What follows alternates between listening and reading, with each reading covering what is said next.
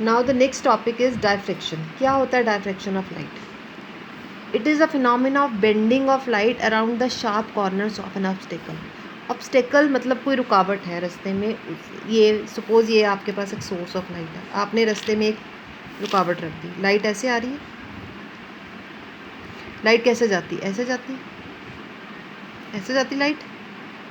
पर वो कहता है लाइट कॉर्नर्स पे आके ना बेंड हो जाती है, मतलब लाइट ऐसे ना जाके कैसे जाएगी, ऐसे ऊपर की तरफ जाएगी। इस रीजन को बोलते हैं। देखो अगर लाइट जब बेंड ना होती, आपके पास ये था, लाइट ऐसे जा रही थी, लाइट ऐसे जानी चाहिए थी, ओके, पर लाइट यहाँ पर क्या हो जाती है, बेंड हो जाती है और ऐसे फैल जाती है। इस रीजन को हम बोलते हैं geometrical shadow region. This is called as geometrical shadow reason.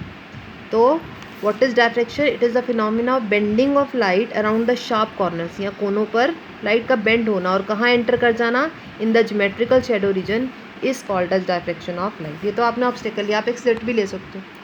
Slit के केस में क्या होगा, लाइट ऐसे जा रही थी, ऐसे जाती, पर यहाँ पर आके क्या होगी, बेंड, और ये इधर की तरफ शिफ्ट कर दी लाइट अंदर की तरफ। इसमें लाइट बाहर की तरफ शिफ्ट की थी, इसमें लाइट स्लिट में अंदर की तरफ शिफ्ट कर जाएगी। ये भी ज्योमेट्रिकल शैडो रीजन होता है। तो लाइट का शिफ्ट करना in the geometrical shadow region, why? After bending of light around the corners. यहाँ पर भी बेंड होगी लाइट और यहाँ पर भी बेंड होगी। This phenomena is called as diffraction of light. Now next we have conditions for the diffraction. Number 1, क्या कंडीशन है? Only one condition is there, wavelength of the light use. जो लाइट आप यूज़ कर रहे हो उसकी wavelength should be comparable to the size of obstacle. मान लो आपने एक स्लिट ली, इसमें डिस्टेंस है नैनोमीटर्स में, तो आप जो यहाँ पर सोर्स ऑफ लाइट लोगे उसकी वेवलेंथ भी कैसी होनी चाहिए, नैनोमीटर्स में होनी चाहिए। Means the source of light और the width of the slit या साइज ऑफ द ऑब्स्टेकल जो भी आपने लेना है, दैट शुड बी कंपैरेबल। ऐसा ना हो कि एक मीटर में तो दूसरा किलोमीटर्स में हो। अगर दोनों कंपैरेबल है, means the wavelength of source and the size of the slit or obstacle should be comparable. They should be approximate in the, one should be, if it is in meter, another should be also in meters. If one is in nanometers, another should also be in the nanometer. Now types of diffraction, there are two types of diffraction. One is Fresnel, another is Fraunhofer diffraction. What is Fresnel diffraction? In Fresnel diffraction, this is source and this is screen. यहाँ से light आ रही, ये light bend. Source और screen दोनों ही finite distance पे, मतलब source भी बहुत पास है और स्क्रीन भी कुछ लिमिटेड डिस्टेंस पे है। पर फ्रॉनहोफर डायफ्रेक्शन में क्या होगी, जो आपका सोर्स है ना वो इन्फिनिटी से आएगा। इन्फिनिटी का, यहाँ से देखो इन्फिनिटी से लाइट आ रही है, इन्फिनिटी से कैसी रेज आती हैं, पैरेलल रेज आती हैं। मीन्स अगर आपका सोर्स इनफाइनाइट डिस्टेंस पे है तो कैसी डायफ्रेक्शन होगी, फ्रॉनहोफर। यहाँ पे स्क्रीन भी इनफाइनाइट डिस्टेंस पे हो सकती है, स्क्रीन और सोर्स दोनों भी इनफाइनाइट डिस्टेंस पे हो सकते हैं, उस केस में कैसी डायफ्रेक्शन होती है, फ्रॉनहोफर। पर अगर सोर्स और स्क्रीन दोनों फाइनाइट डिस्टेंस पे हैं, फाइनाइट डिस्टेंस पर हैं, then it is called as Fresnel diffraction. Now we are going to study very important topic, diffraction due to single slit. Now I am going to tell you how to make the diagram. See here, take a convex lens, इसके focus पे you will place a source of light, monochromatic source of light.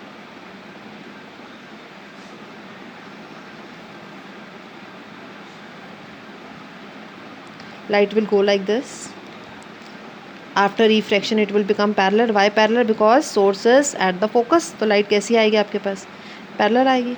अब इस light को आपने क्या किया है, ये स्लिट पे गिराया, आपने फिर एक और कॉन्वेक्स लेंस लिया। मान लो डायफ्रेक्शन नहीं हो रही, अगर डायफ्रेक्शन नहीं हो रही तो लाइट रे कैसे जाएगी, ऐसे, then like this, then like this, और ये कहाँ पे आके फोकस हो जाएंगी पैरेलल रेस, इसके फोकस पर। और यहाँ पर आपने क्या रख दी, स्क्रीन पर। आपको पता है light bend around the corners, 3 rays आपने ली, तीनों बेंड होंगी। सपोज कितने एंगल से बेंड हुई, थीटा एंगल से, ये थीटा एंगल ले लिया, तीनों रेज बेंड हो रही हैं थीटा एंगल्स पे। जनरली ये बीच में आ रही है रेज, मतलब एक्चुअल क्या है, ये सेकेंडरी वेव्स है। देखो ये प्राइमरी वेव फ्रंट था ना, यहाँ पर वेव्स गिरी हैं, वेव फ्रंट कर रहे हैं because we are studying the wave optics. तो यहाँ पर प्राइमरी वेव गिर रही हैं, उसके बाद कैसी वेव आएंगी, सेकेंडरी वेव्स आएंगे, सेकेंडरी वेवलेट्स आएंगे। तो ये सेकेंडरी वेवलेट्स हैं, थीटा यहाँ पर बेंड होके ये लाइट कहाँ मिलेगी, पी पॉइंट पे मिलेगी। पहले सपोज पॉइंट पे कहाँ मिल रही थी, जब डायफ्रैक्शन नहीं हो रहा था ओ पे, अब लाइट बेंड होगी तो कहाँ मिल रही है, पी पॉइंट पे। Let this distance be x. अब हम क्या करेंगे, let this be A B. इस स्लिट को हमने क्या नाम दिया, ए बी। हम क्या करते हैं, यहाँ से यहाँ तक परपेंडिकुलर ड्रॉ करते हैं। ये एंगल थीटा था तो ये भी एंगल थीटा हो जाएगा। No see the diagram over here. हमने यहाँ से यहाँ परपेंडिकुलर ड्रॉ किया ए एन, ये एंगल थीटा था तो ये एंगल भी क्या हो जाएगा, थीटा हो जाएगा। नाउ पहले पॉइंट ओ की बात करते हैं। जब लाइट रेज ऐसे गिर रही हैं, देखो ओ पर ए से लाइट रे आ रही है और बी से लाइट रेज आ रही है, वेव फ्रंट्स आ रहे हैं। तो ओ पर जो ए और बी से वेव फ्रंट आ रहे हैं, they are covering the same distance, this distance and this distance is same. Means यहाँ पर जो वेव पहुँच रही है उनमें पाथ डिफरेंस कैसा है, ज़ीरो। और आपको पता है जब पाथ डिफरेंस ज़ीरो होता है तो कैसा इंटरफेरेंस होता है, कंस्ट्रक्टिव इंटरफेरेंस। तो मीन्स ओ पर क्या होगा, मैक्सिमा बनेगा, जिसको आप सेंट्रल मैक्सिमा का भी नाम दो। Okay, now we will find out the conditions for the maxima and minima in case of diffraction. Diffraction कुछ और नहीं, it is the interference. Diffraction क्या है, इंटरफेरेंस है। पर किसका interference, it is the interference of secondary wavelets. Secondary wavelet जब आपस में इंटरफेयर करते हैं ना तो क्या बनता है, डायफ्रैक्शन। नो सी, ओ क्या था, सेंट्रल मैक्सिमम आ गया। अब देखो हमने पी पर ना पार्ट डिफरेंस निकालना है। पी पर पार्ट डिफरेंस कैसे, देखो पी पर कैसे वेव्स आ रही हैं, एक ऐसे आ रही है, दूसरी ऐसे आ रही है और तीसरी ऐसे आ रही है, ऐसे आ रही है। हम क्या करते हैं, यहाँ पर देखो इतना ही हमने परपेंडिकुलर ड्रॉ कर दिया। इसके बाद देखो ये डिस्टेंस तो सेम है, मीन्स पी पर जो वेव्स आ रही हैं वो एक्स्ट्रा कितना पाथ ट्रेवल कर रही है, इतना पाथ एक्स्ट्रा ट्रेवल कर रही है। देखो यहाँ पर this and this is same, so this path is extra, so this is what, path difference. Path difference कितना आया, ए से और बी से वेव पी पर पहुँच रही है, वो कितना एक्स्ट्रा पाथ डिफरेंस ट्रेवल करके पहुँच रही है पी पर, ए से, ए के कंपैरेटिवली बी एन। तो बी एन क्या आया आपके पास, पाथ डिफरेंस। अब बी एन निकालते हैं। सी दिस ट्रायंगल, ये परपेंडिकुलर है, ये हाइपोटेन्यूज है, this is hypotenuse. How much it was, this was theta, this is 90 degrees, so this is perpendicular and this is hypotenuse, this is base. It was A, B and N. So what is sin theta, Bn upon AB, Bn upon AB. So Bn is AB sin theta. What is AB, AB is the width of the slit, हमने क्या लिया इसको D, so Bn क्या आ जाएगा आपके पास, D sin theta. अब सबसे पहले हम पहला सेकेंडरी मिनिमा निकालेंगे, कैसा होगा। सपोज पार्ट डिफरेंस कितना है, lambda, let it be lambda. अगर पार्ट डिफरेंस यहाँ पर जो ए और बी से वेव्स आ रही हैं, यहाँ पर पार्ट डिफरेंस लैम्डा, तो देखो क्या होगा। हम क्या करेंगे, स्लिट ए बी को ना दो इक्वल पार्ट्स में डिवाइड कर देंगे। ए बी स्लिट थी आपके पास, यहाँ पी पॉइंट पर पहुँच रही थी, हमने इसको दो इक्वल पार्ट्स में डिवाइड कर दिया। यहाँ से और यहाँ से जो वेव्स आ रही थी, हमने क्या कहा, हमने पार्ट डिफरेंस कितना है, लैम्डा, तो हमने इसको दो इक्वल पार्ट्स में डिवाइड कर दिया। अब जो ए और सी से ये दो, एक पार्ट ए आ गया, एक पार्ट ये आ गया। यहाँ से इस पार्ट से जो भी वेव निकलेगी वो इस पार्ट में आने वाले फेज डिफरेंस कितना होगा, देखो लैम्डा बाय 2, यस और नो। टोटल यहाँ से यहाँ तक का पार्ट डिफरेंस कितना था, लैम्डा।